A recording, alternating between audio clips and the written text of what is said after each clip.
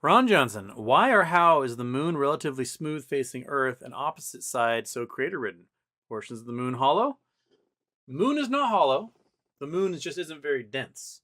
But the Earth blocks many of the objects that would be hitting the near side of the moon. They end up hitting the Earth instead. Whereas the far side of the moon, the dark side, has no Earth blocking it, so it gets bombarded a lot more often. And that's why the far side of the moon is more cratered. Because anything that's going to come by and hit that near side of the moon is going to get caught in the Earth's gravitational well and hit us instead. So that's why. But so how the moon got made was you had proto Earth, you had goo ball Earth, it was just like a molten ball because it's getting bombarded all the time. And a Mars-sized object came along and smashed into it, exploding out a whole bunch of goo. And that goo then consolidated, made the moon, and the Earth reformed around that new protoplanet and what Earth was there. Thing is, it was the surface material, the lighter material. Because remember, differentiation happens where all the heavy material sinks into the core, and all the lighter material floats out towards the edges. So what splattered off into space from getting hit by that protoplanet was all the light crustal material, and then that's what made the moon. So the moon is a really, really tiny iron core by comparison. And if you look at the density of the moon is about the same as the density of the crust of the Earth. It's like 4.5 grams per cubic centimeter, which is basically the crust of the Earth. Whereas the core of the Earth is like 15, 16 grams per cubic centimeter. Incredibly dense. And that's how we got the moon. Big old splatter. Most moons were formed with the planet or were captured. Whereas our moon is kind of different in that we got splattered out into space to make our moon. And it leads to many questions. Like a lot of astrobiologists wonder, can you get land animals without a moon? Meaning, if you don't have the moon creating tides, making these tidal zones and estuaries where sometimes you're exposed to the atmosphere and sometimes you're covered with water, like, is there an evolutionary driver for things then to come out of the water?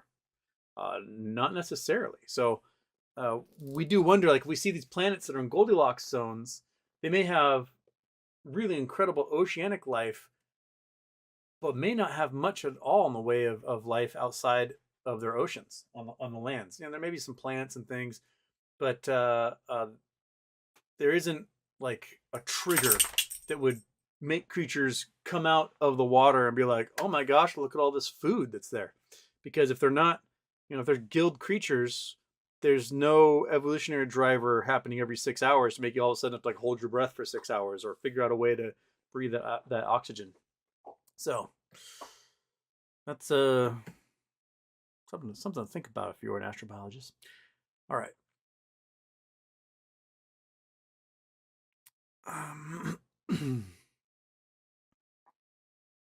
And there's William Morgan giving the exact answer. The opposite side took more impacts than the side protected by the Earth. There you go. It's kind of like how the herky jerking over there. What's going on? What's that sound? All right. It's kind of like how like when we're protected by the Earth's atmosphere, we don't get much bombardment from cosmic rays and stuff. If you're up on the ISS and you're floating around the Earth for 100 days or whatever it is your stay might be, you get a whole bunch of cosmic rays because you're outside the magnetosphere, you're outside of the atmosphere of the Earth protecting you from these objects, and you get bombarded with like 10 X-rays worth of radiation a day. But the side that's facing the Earth is blocked. The Earth blocks all that stuff. Whereas if you're going to Mars and you're no longer protected by the Earth and you're no longer protected by an atmosphere, you get twice as many galactic cosmic rays hitting you as you would in the ISS. So you get like 20 X-rays a day in radiation. So the Earth can block things quite well.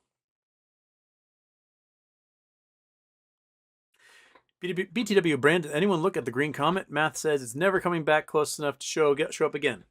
Yeah, apparently it was last year, about 50,000 years ago. The way they talk about it is that we won't see a green comet for another 50,000 years. We may have seen green comets before. We just didn't record them because there was no way to write it down. But it's pretty cool. I mean, it has to do with the type of carbon gas. This what kind of it's I forgot the name of the carbon gas that's coming off of it.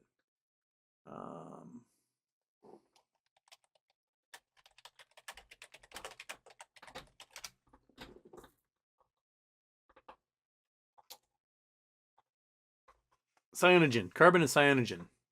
So it's a mixture of those two things. And cyanogen is oxygen, and it is cyanogen is. Oh no, sorry, it's carbon nitrogen 2. So it's a carbon nitrogen atom and a carbon nitrogen atom making a molecule. That's cyanogen.